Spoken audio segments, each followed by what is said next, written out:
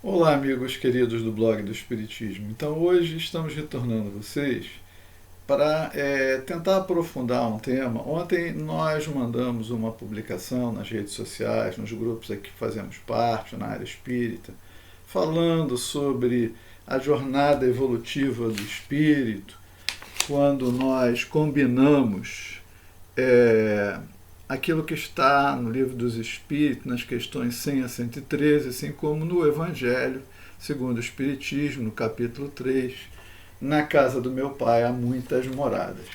Essa publicação, recebi diversos comentários e eu gostaria então de aprofundar isto, né? Porque eu acho que é um momento apropriado pela situação em que nós vivemos no planeta. Então, ali como está demonstrado, e os espíritos, de uma forma muito amorosa, explicaram a Kardec que dariam, né, dentro da linguagem humana, com os devidos descontos, que eles tentariam explicar esse processo. Né? E mostraram, então, que o espírito é criado simples e ignorante. Né? Na verdade, nós temos o princípio inteligente, que vem sendo elaborado desde o mineral, que passa pelo vegetal, que passa pelo animal, até que ele está suficientemente elaborado a ponto de receber uma consciência humana. E aí inicia-se a jornada do espírito para o aprendizado do livre-arbítrio, que caminhará daquele homem ainda embrutecido, um hominal, um animal que acaba de se transformar em homem, né? Simples e ignorante de tudo, e que ele fará essa caminhada, né, do hominal até o anjo, o espírito puro. Então, os espíritos explicam nas questões 100 a 113 do Livro dos Espíritos que, inicialmente, os espíritos habitam mundos primitivos e são imperfeitos.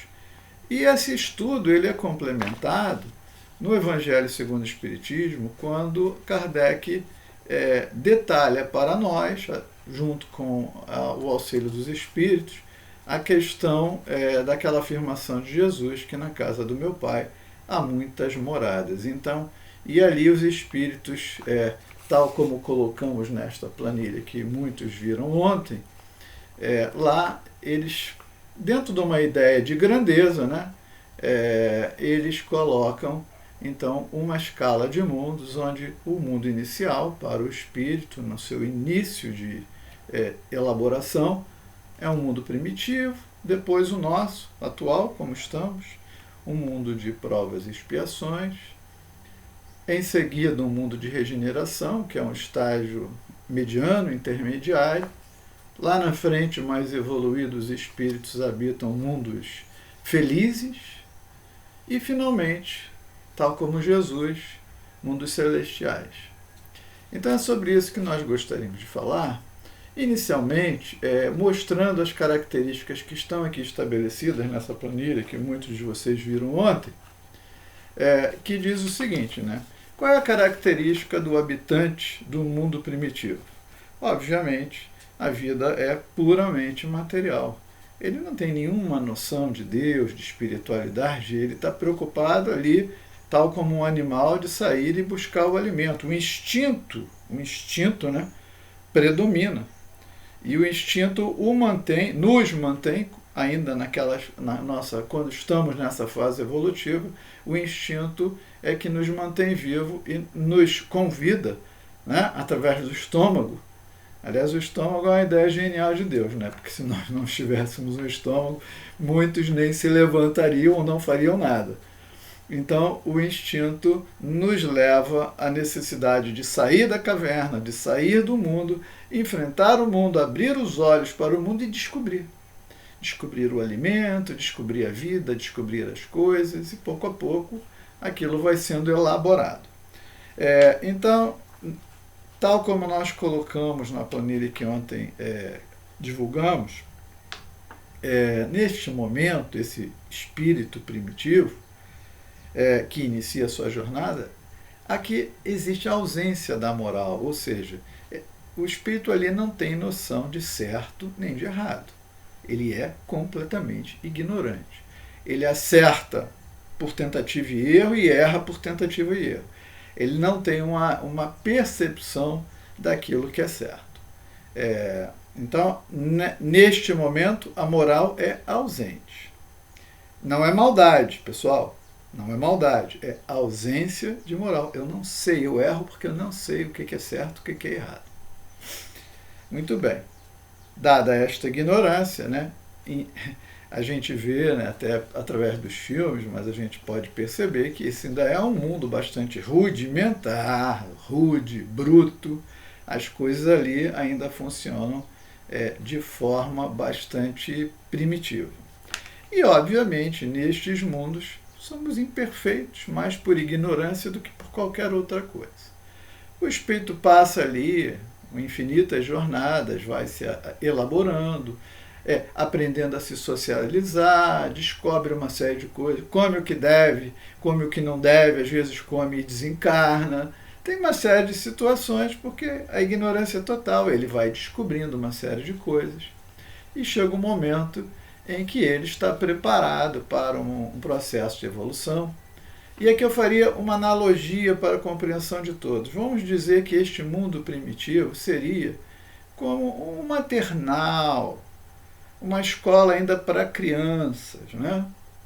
E terminando essa fase do maternal, né, está na hora de começar a alfabetizar. Então o espírito é levado para um planeta de provas e expiações. As provas, naturalmente, muitas vezes as pessoas interpretam provas de uma maneira absolutamente equivocada, porque o bom aluno nunca tem medo da prova. O aluno que é assíduo, que faz os deveres, que realiza os estudos, faz as perguntas para os professores, satisfaz a sua curiosidade e assimila o conteúdo que é oferecido pela escola, pelo professor em dado momento, ele jamais tem dificuldade de realizar a prova. E a prova ela é muito interessante porque toda vez que a gente vai bem numa prova, isso significa que houve assimilação de conteúdo, de aprendizado, e o espírito está preparado para novos, maiores, mais complexos aprendizados. E, obviamente, ele está crescendo, ele está avançando, ele está evoluindo. Então, no mundo de provas, mas também de expiações, porque na medida em que caminhamos, obviamente no nosso planeta, nós ainda somos fortemente contaminados, dominados, controlados pelos instintos. A busca das sensações, nós gostamos de sensações agradáveis, sensações de calor, de frio, a comida é gostosa. A gente quer sensações agradáveis. O que é natural no nosso estágio evolutivo. Porém, esse instinto inicial, só bruto, que vira sensação, um dia tem que chegar ao seu ápice, que seria o sentimento puro. E aí tem toda uma elaboração emocional a ser desenvolvida pelo ser através de experiências afetivas, amorosas, a família, os amigos. Daí a importância da família. Os espíritos dizem a Kardec que o afrouxamento dos laços de família teria como, digamos, consequência para a sociedade o recrudescimento do egoísmo, ou seja, eu só tenho como desenvolver sentimentos e emoções em contato com outros seres. O ser humano é um ser gregário. Aliás, Deus nos dá uma fórmula de uma maneira muito clara. Neste planeta, para fazer um, precisa de dois. Então, é importante estabelecer a relevância dos relacionamentos afetivos envolvidos pelo conceito maravilhoso do amor. Então, naquele homem inicialmente bruto, que chega ao planeta de provas e expiações como nós, a gente percebe ainda hoje a presença fortíssima de instintos, sensações e Claro que isso tem uma variedade grande de pessoa para pessoa, de sociedade para sociedade, de hábitos, mas a gente hoje já tem lá, digamos, lampejos de sentimentos. E até existem algumas pessoas que extravasam isso de uma forma bastante intensa e bonita. Mas, a maioria de nós ainda o sentimento é um sentimento de permuta, né? A gente retribui na medida que recebe. Ainda estamos longe daquele sentimento de amor puro que simplesmente ama sem esperar nada, absolutamente nada em retribuição. Essa é a característica, né, do ser ainda imperfeito que habita um mundo de provas e expiações. E expiações sim, porque todos nós, pelo menos na maioria, quando aqui chegamos, trazemos certas imperfeições do passado, onde fomos capazes de machucar a nós mesmos, a prejudicar outros, e aí precisa haver algum reajuste, embora o objetivo fundamental da reencarnação seja progresso, evolução. Por isso nós estamos falando aqui a respeito da jornada evolutiva do espírito. Então, tudo isso se dá para que possamos evoluir até o ponto de chegarmos lá na frente, tal como Jesus, e dizer: eu e o Pai somos um. Muito bem. Aquele ser que inicialmente não tinha nenhuma noção do certo e errado, e ele era amoral, no nosso mundo nós já sabemos a diferença entre o certo e o errado. E, na verdade, a maioria de nós não é amoral, mas imoral, rebelde. Erra porque quer, erra porque gosta, erra porque não consegue ainda controlar as suas más tendências, como, por exemplo, propõe o Evangelho segundo o Espiritismo, falando dos bons espíritos, aquele que se esforça para domar as suas más tendências. Então, nosso senso moral ainda é baixo, isso é gradativo, né, de pessoa para pessoa, de sociedade para sociedade. A gente poderia dar alguns exemplos, até de sociedades e de países. Existe um programa na televisão bárbaro, primitivo, chamado Big Brother. Em diversos países ele foi lançado. Alguns ele não chegou ao final da primeira temporada, pelo completo desinteresse do público por aquilo que ali era, digamos, de alguma forma, passado. No nosso Brasil, infelizmente, nós já estamos acima de 20 versões, o que mostra que nosso senso nacional moral ainda se dá de forma bastante primitiva. Né? Muitos de nós se comprazem com tudo que ali é apresentado. É a degradação da família, é o incesto, é a promiscuidade e todas as coisas que se apresentam, tal como nas grandes festas de carnaval, nas raves, né? E tantas outras festas que a gente vê aí. Então mostra o senso moral ainda bastante baixo. Obviamente, o nosso saber, nós estamos hoje, né? Eu diria que o mundo de provas e expiações é uma escola de ensino fundamental. Né? Então, o que se coloca numa escola de ensino fundamental como conteúdo? Uma coisa ainda bastante simples, dada ainda a fase preliminar de desenvolvimento do conhecimento, da inteligência dos alunos. Então, se nós formos imaginar que existem mundos infinitamente mais evoluídos, tudo que a gente um dia possa aqui vir a ter ou descobrir, em mundos mais evoluídos já existe. Então, na verdade, não existe descoberta. Quando a gente chega no momento certo, nós vamos lá, né, no grande banco de dados de informação e saber do universo, fazemos lá a conexão, vem o download e a gente recebe. Na verdade, a espiritualidade controla as nossas descobertas, porque o homem, se tivesse acesso a tudo, provavelmente já teria destruído o planeta. Porque, no primeiro momento, sempre a nova descoberta é usada de forma perniciosa, negativa, dominadora, para constranger, para poder para poucos, em detrimento da grande maioria, e assim por diante. Sensibilidade e beleza existem, claro, a gente tem obras de arte, temos músicas, poesias, literatura, pinturas muito lindas. Mas ainda temos também coisas bárbaras, né? Como funk, aquela promiscuidade, músicas embrutecidas, essa música eletrônica que bate, repete numa frequência horrorosa, que com certeza quando a pessoa sai dali, ela não pode sair harmonizada, equilibrada, porque aquelas frequências são frequências baixas, de baixa densidade. Ao final, eu vou falar um pouco sobre essa questão de frequência. E, obviamente, existem alguns espíritos bons nos mundos de prova e expiação? Sim, eles existem até para servir de modelo, de exemplo. De vez em quando nós temos uns que chegam para nos iluminar, nos ajudar, são missionários, mas predominantemente nos mundos de provas e expiações, onde estamos inseridos, os espíritos são imperfeitos. E aqui nós chegamos no ponto crucial desse nosso encontro, que é a questão do mundo de regeneração. Por quê? Porque o mundo de regeneração, digamos que seja a escola de ensino médio.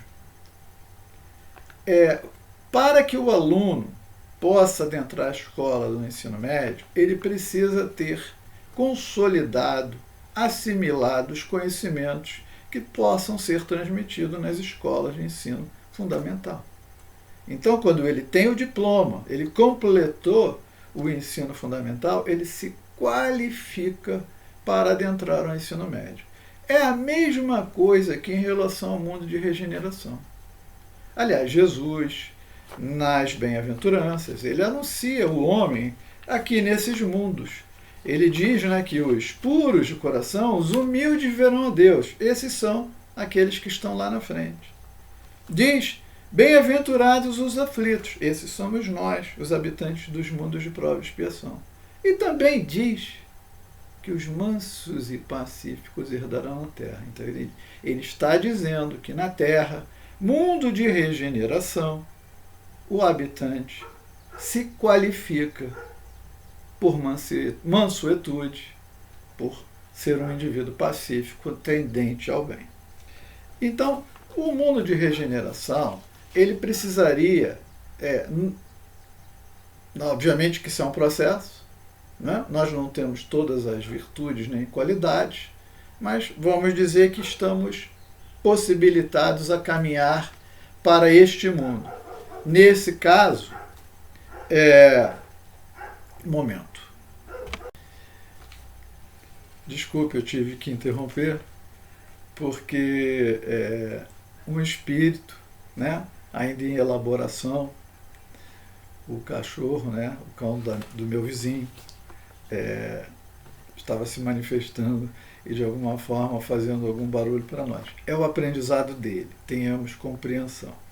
Então eu estava falando a respeito do mundo de regeneração e se nos qualificamos como alunos para adentrar este mundo, considerando a frase de Jesus que os mansos e pacíficos herdarão a terra, mundo regenerado.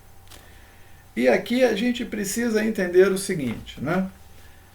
Se a vida inicialmente era totalmente material, aqui nós já temos alguma percepção da espiritualidade, ainda muito insuficiente.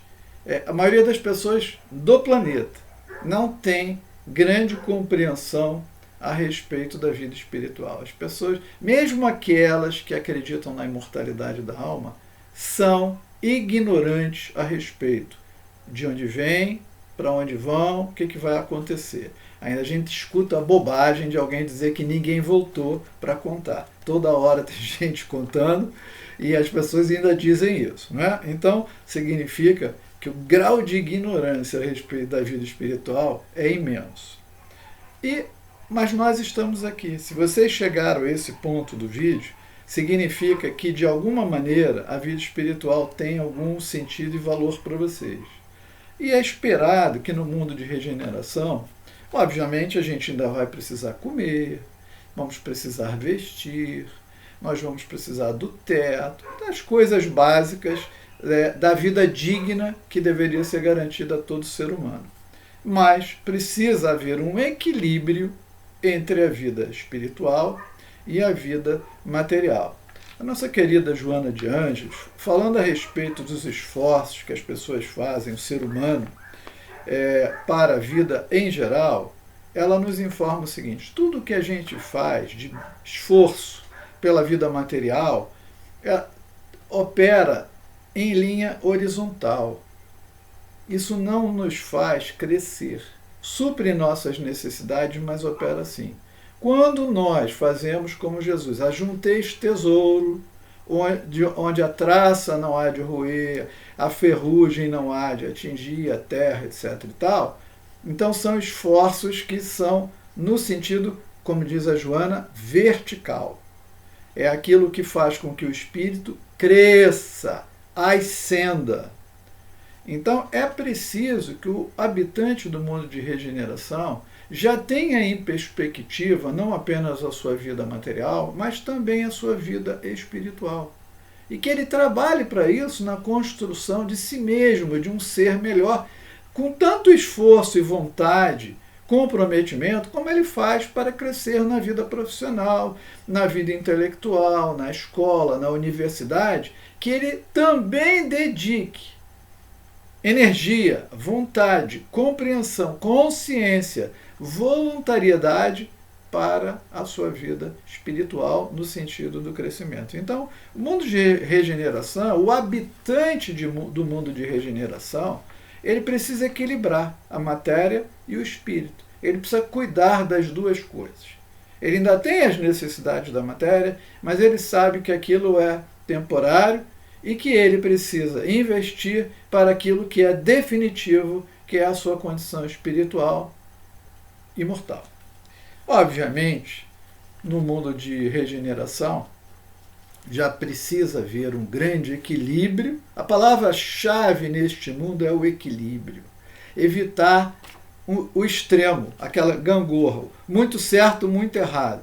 Tem que ficar no ponto do meio. Aliás, em diversas obras, o espírito Hamed, que trata da psicologia humana com muita sabedoria, simplicidade, de uma forma agradável, ele sempre diz que na nossa fase a gente precisa buscar o ponto do meio, evitar os extremos. A gente não consegue oferecer os extremos positivos, mas com facilidade, quando a gente, é invigilante, a gente oferece o lado extremo negativo. Então, precisa haver um equilíbrio entre instintos, sensações, mas sentimentos. Aí começa a haver um equilíbrio e o crescimento do ser. Obviamente que no mundo de regeneração a gente precisa ter um senso moral razoável, mediano.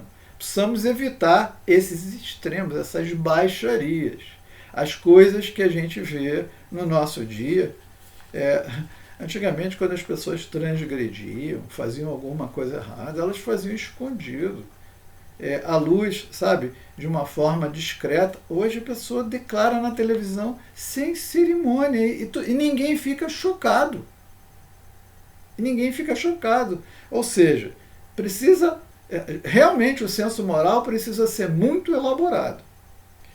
Obviamente, nesse mundo em que, obviamente, com a transição planetária, os piores, aqueles que não foram aprovados no ensino fundamental, terão que ser transferidos para outras escolas no sentido de continuar seu desenvolvimento, seu aprendizado.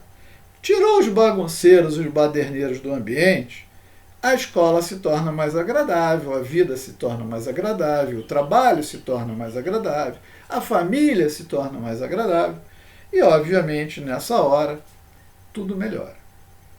E a gente aí começa a focar no que é importante. Então vamos dar valor ao conhecimento útil, ao conhecimento que enobrece, que descobre, a pesquisa científica para fins humanitários, para realmente atingir a sociedade e gerar para ela benefício. Hoje nós temos indústrias que são indústrias da morte. As indústrias farmacêuticas hoje trabalham para a doença. Para a doença. É um egoísmo. Com certeza, uma série de doenças, enfermidades, eles têm a solução, mas para que dar a solução se a gente tem que fazer cirurgia e tomar remédio? Eles enriquecem com a doença.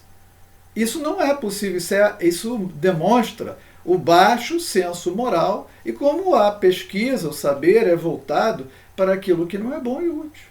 Nós precisamos fazer o saber, a inteligência, a pesquisa, a ciência se dirigir em benefício do ser humano como um todo, de forma a melhorar a vida de todos. Amigos, felicidade é algo coletivo. Como que eu posso estar tão bem se as outras pessoas ao meu lado estão mal, passando necessidade, fome, doente, em desamparo? Felicidade é algo coletivo.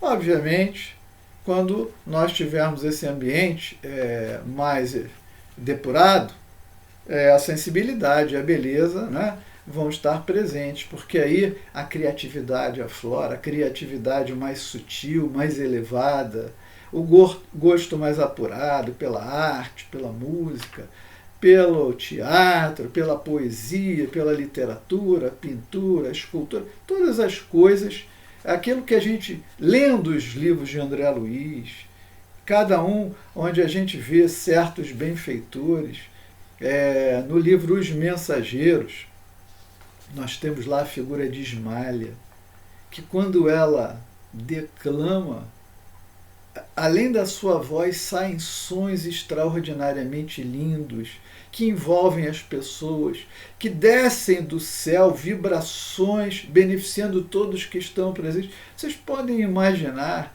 o que é desfrutar, você estar num ambiente e, de repente, a partir de uma pessoa amorosa, nós fôssemos assistir a uma palestra, uma pessoa amorosa, e começamos a receber energias, as mais sutis, as mais lindas, e saímos dali reconfortados, reajustados. Isso é uma coisa extraordinária, isso é muito auspicioso e nós temos que lutar para isso, para estar neste ambiente. Obviamente, nesse mundo de regeneração, já estão vindo espíritos, até de muitos outros orbes, como voluntários, de forma a mudar a nossa ambiência, através dos seus exemplos, do seu amor, e provavelmente até eles, com algumas outras características genéticas, vão atuar no nosso DNA, né? Mudando o nosso DNA, nos permitindo outros sentidos, né? A humanidade, hoje, primitiva, pelos instintos, opera pelos 5 sentidos. Aliás, muito mal, né? Porque pelos 5 sentidos, na maioria das vezes, nós ainda caímos, né? Senão não haveriam pessoas obesas, né? Senão não haveriam certas coisas. A gente ainda cai pelos sentidos. E eles foram feitos para melhorar a vida material. Mas a vida espiritual, aí vem a mediunidade, a telepatia e muitas outras coisas. Obviamente, depois nós teremos os mundos felizes. A revista Espírita tem diversos episódios falando sobre a vida em outros mundos, onde a espiritualidade informa Kardec. Por exemplo, que Júpiter é o planeta mais evoluído no sistema solar. Eles mostram alguns desenhos de lá. Diz que Mozart habita Júpiter. E assim por diante, até que um dia, né, muito lá na frente, através do esforço de cada um de nós poderemos chegar, né, não mais necessitar do processo de reencarnar, porque aí, quando chegamos a um estado de pureza, o espírito já se apresenta totalmente livre das influências da matéria, então ele não precisa mais reencarnar. E aí nos tornamos, né, co-criadores. E poderemos dizer, e diremos, todos nós, eu e o Pai somos um. Isso é uma jornada, a jornada evolutiva do espírito, que eu espero que vocês possam compartilhar com seus amigos. Se alguém tiver alguma dúvida, a base está no Livro dos Espíritos, questões 100 a 113, no Evangelho segundo o Espiritismo, no capítulo 3, e eu estou aqui. Podem me mandar mensagens, que eu terei prazer em conversar sobre o tema. Muita paz para todos, um grande abraço.